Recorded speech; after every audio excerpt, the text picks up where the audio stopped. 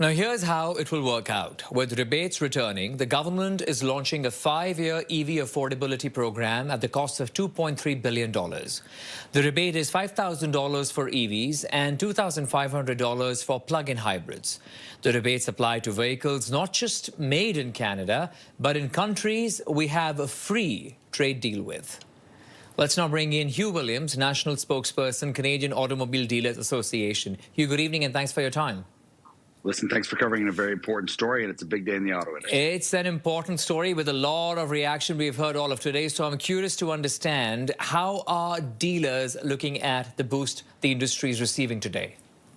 Well, it's definitely the right decision for consumers across Canada. Of course, we have several million consumers every year in Canada, and the EV mandate was going to put Canadians in a position where there would actually be a shortage of vehicles and a huge spike in prices. What the Prime Minister announced today is a restoration of choice, but also importantly, a restoration of choice in technology.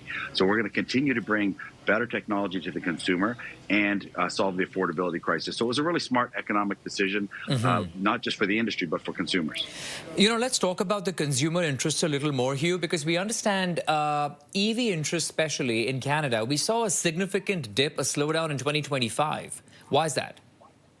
Well, part of 2025, of course, was there was the end of the EV mandates, and when sorry, not EV mandates, EV incentives. And so as EV incentives went away, there's still a huge affordability gap on that initial purchase between an EV and an internal combustion engine. So the incentives had worked very well over a number of years to get consumers over that bridge to adopt the new technology. So what I think we're going to see now is just a wider array of choice of technology, plug-in hybrids, even lighter weight steel, different sizes of vehicles that will allow manufacturers to get those greenhouse gas emissions reduction, which is what the government wants, without choosing the technology that consumers are going to drive. So let's talk about, what are you hoping to see in terms of a change in consumer behavior, especially with the rebates now returning?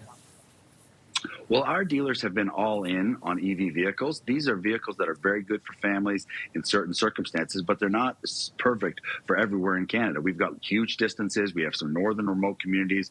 We also have a huge rural component that just can't be served by electric vehicles at this time. So what we needed was a pathway that would allow vehicles to still be bought, new vehicles, and stop consumers from hanging on to older, less efficient vehicles. And one of our big reasons that we gave the government for going in this direction is that it would actually hurt the environment more, because consumers were going to hang on to older internal combustion engines instead of turning them over because they didn't have real choice. So I think this has been smart on a number of different levels. I want to thank the Prime Minister's office for consulting with us on this. We had good dialogue with the Minister of Industry, and I think there's a wide range of parliamentarians that also came to bat for the consumers and for dealers, and we're appreciative of that. But Hugh, there's one big concern that remains, which is the infrastructure, electric infrastructure in the country. We understand the government has now announced $1.5 billion for enhancing that charging network across Canada. Is that good? Is that enough? What do you think?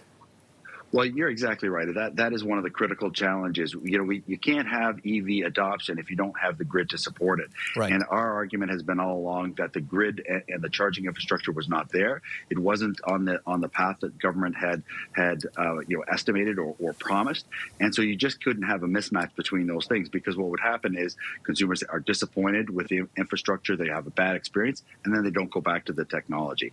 So I think you're going to see a match now between affordability, greater investment in charging infrastructure, so that Canadians can make the choice that works for their family, but also one that's not forced upon them. Hue Williams, National Spokesperson for Canadian Automobile Dealers Association. Thanks for your time, Hugh. Appreciate it. Thanks for covering the story.